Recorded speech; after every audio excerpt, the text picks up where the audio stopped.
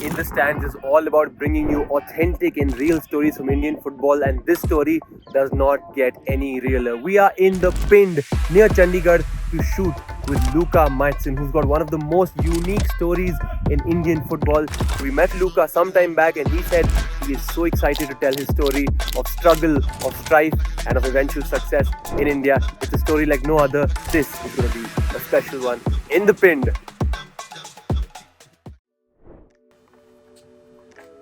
Alright guys, hand in hand. That's how it is. Welcome Luca. Hi. To the city of Chandigarh. Welcome Lana. Thank you. It's ironic that I am welcoming you because this is your city. This I wanted to say welcome. Thank you. This is In the Stands with Luka Majcen. I pronounced your name correctly, right Yes, Luka? the only one in India. I will put that on my profile. The only one who can pronounce Luka Majcen's name correctly in India. I was talking to one of your teammates yesterday and he refused to believe that you were 35.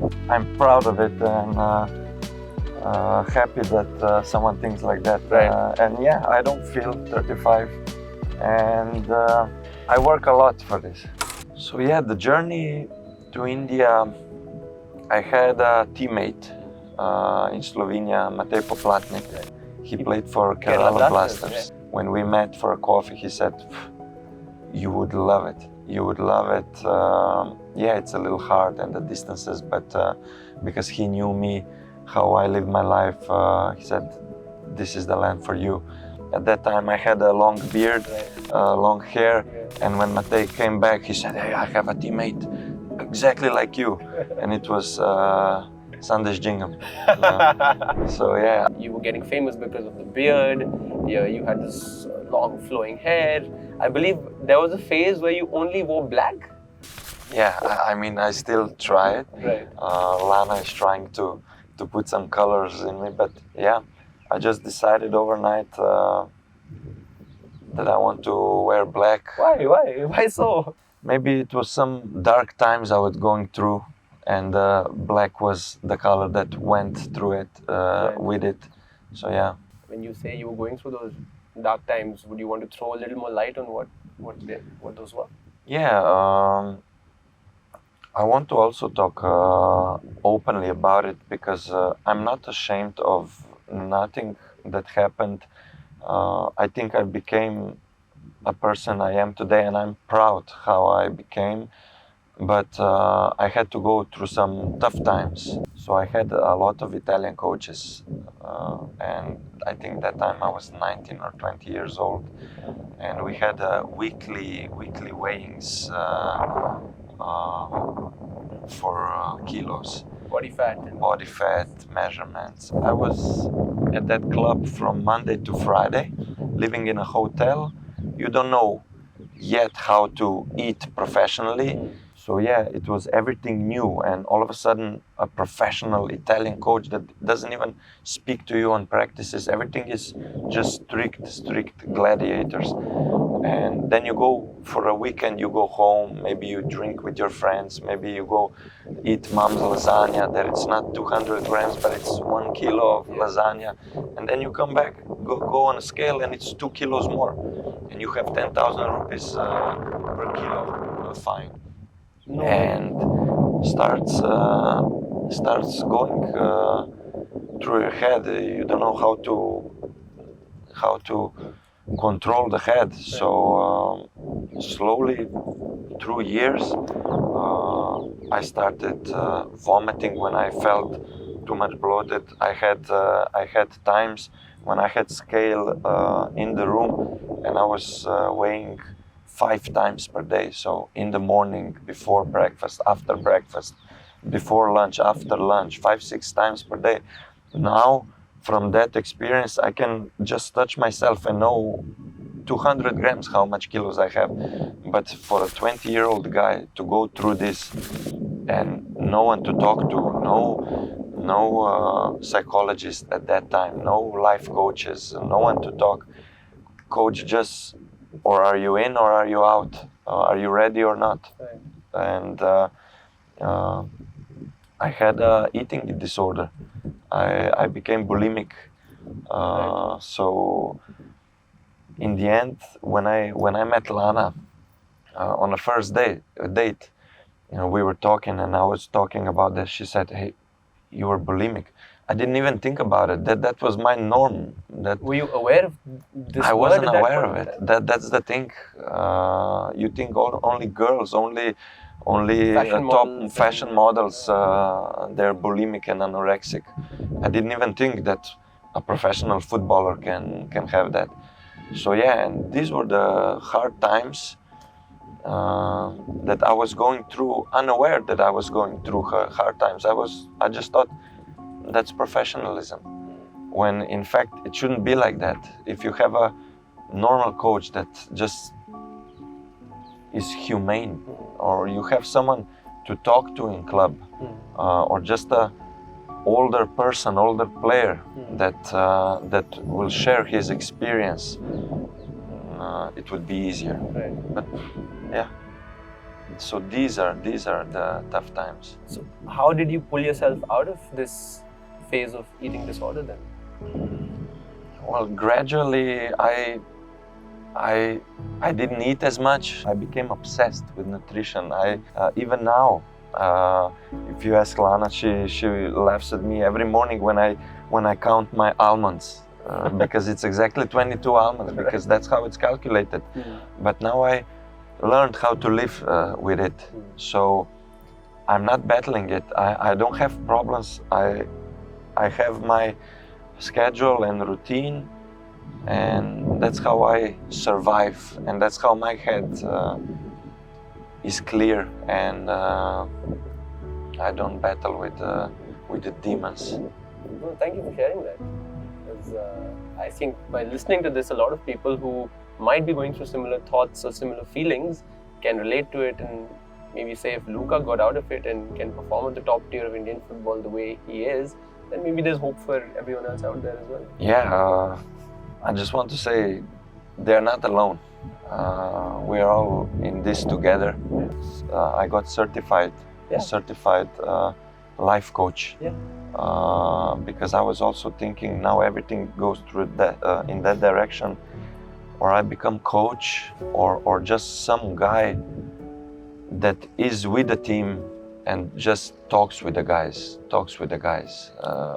If I had a guy just sitting there with us and just saying, "Hey, that's normal, just push, or just take it slow. Don't take it so close to your heart." It would be a lot easier. Luca, I was doing some calculations, okay? There's 6,382 kilometers between India and Slovenia. There seems to be no distance between the two countries in your heart, though. Talk to me about the Indian journey and the beginning of it all. How did it happen? Yeah, I always wanted to experience playing abroad. And that time I got to know my now agent, and he had some connections in India. He had some players also in national team, and I said, when it will be time, it will be. And then Corona came, COVID times, and everything stopped, and all the football stopped. So now everyone was starting from beginning, and that was the time I got my first contract with Churchill Brothers. Right. You're coming in to Churchill Brothers, which of course at that time is an I-League club, but there is no clear roadmap or pathway of promotion into the ISL at that point of time. So yeah, so for Matej came from ISL. So I had in mind ISL. And then I saw... So you always wanted to play in the ISL? I wanted to play in the ISL. I didn't even know about the other leagues. So when I got the chance, I said, okay, let's go. And maybe someone will see me from ISL. And then first year we lost the league by goal difference. I remember that. And then I saw, surely someone saw me. I was second best scorer, almost. Nothing. I go home, nothing. I'm training at home, nothing. And then someone calls me, and it was Richard Hood. He says, "I'm calling from Bangalore." I said, "Wait, Bangalore is ISL?" He said, "No, basically we're in The other Bangalore. Yeah, the other Bangalore United. And he said, would you come and help us get promoted to I-League? I said, yeah, let's do it. I-League will start in the end of the year. Let's do it. And I came for 3 months. We didn't promote the club, but they asked me if I want to stay additional two more to help them win the Bangalore League. And yeah, and I think that was one of the best decisions that I made, because that year I went from EDFA to AFC. Right. With Gokulam in one season. Right. Just because I made a good decision. But you were just gambling at that point of time. Yeah, on the outside it looks like a gamble, but it's at that time basically I just wanted to play football, because I went through all these things through 10 years of football in Slovenia, and just being there, not achieving anything, just battling. I had football to here. I was on the verge to stopping the football. So India basically saved me, and I started enjoying again. I was scoring every game. We were winning every game. I was man of the match every second game. People were different. Like in Slovenia has 2 million people, and no one knows who you are. Here you have billions, and people stop you when you go to coffee. It's amazing. You feel appreciated. And I just didn't want to lose that feeling. I just wanted to stay here. So if it's lower division, so be it. I'm playing football. I'm enjoying. And yeah, so then Gokulam called. And Gokulam at that time I knew, because we lost the title against them. I said, okay, strong. Also Italian coach. I had experience with Italians. Second time around. Should I or should I not? I went, and yeah, we became champions. And then it started slowly whispering here that ISL will implement the promotion. Right.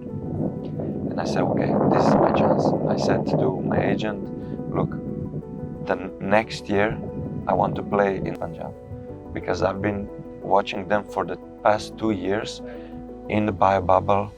They were a world of their own. I said, I need to play for this club if I want to play in ISL.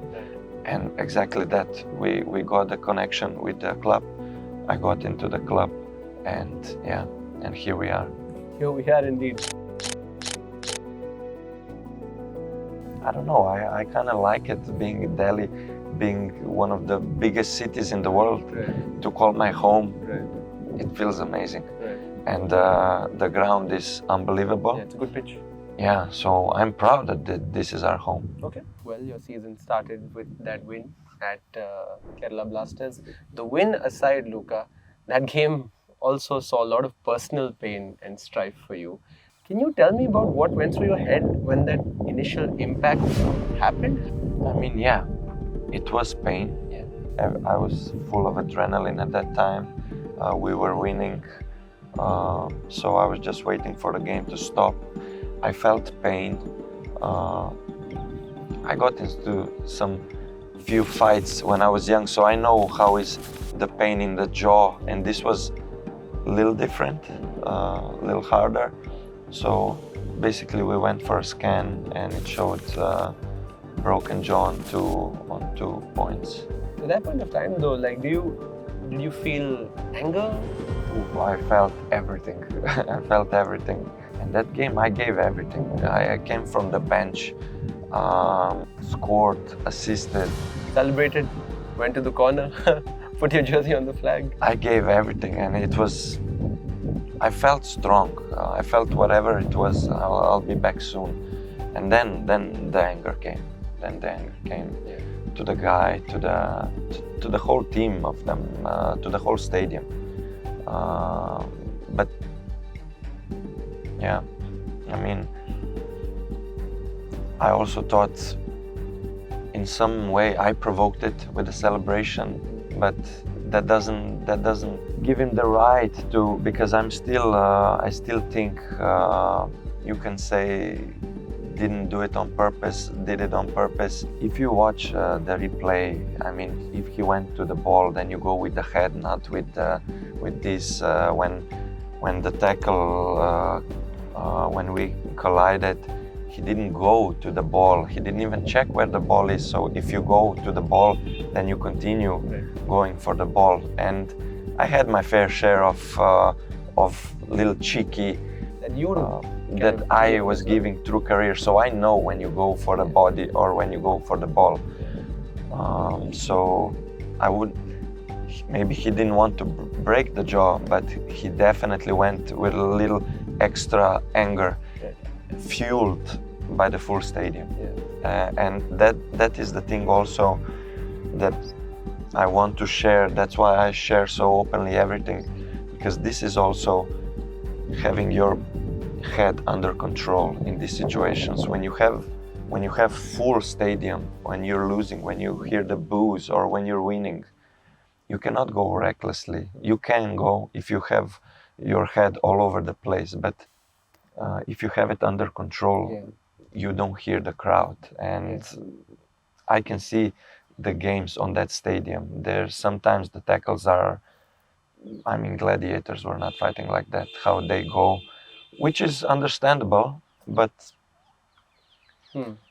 head quickly can forget about that we are human beings, that I'm 35, it could end my career, especially if you don't have head under control, like it goes in a spiral downwards. And those are scary thoughts to have afterwards. Yeah. I mean, like what you went through was bad enough in the first place, but then to even think that it could have been worse is a bit scary. But your teammates supported you a lot during that phase. A lot. The full team, coach, sports director, the full team. The next game when they put the jersey, I was crying at home. Crazy. And this also helped me a lot. And that's why I know this club is good, that this team has these core values. To don't forget about your own, a true Lions. Is there just an emotional attachment that you have to Punjab? Can you see yourself playing elsewhere? I wouldn't say that I'm playing for money. Definitely, I want to take care of my family. I want to take care of us, for me, for Lana, for my life after the football. But I just want to play football. I just want to feel appreciated, and I feel appreciated here. Would I play for anyone else? I don't know. It's hard to say. You can also see for Juventus, Buffon, when they got relegated in, I don't know, they sticked. Yeah, but they have millions. You know, it's easy to be loyal when you have everything. When you have everything. So it's hard to say. I would love to continue here, but we'll see. It's football. It's only football.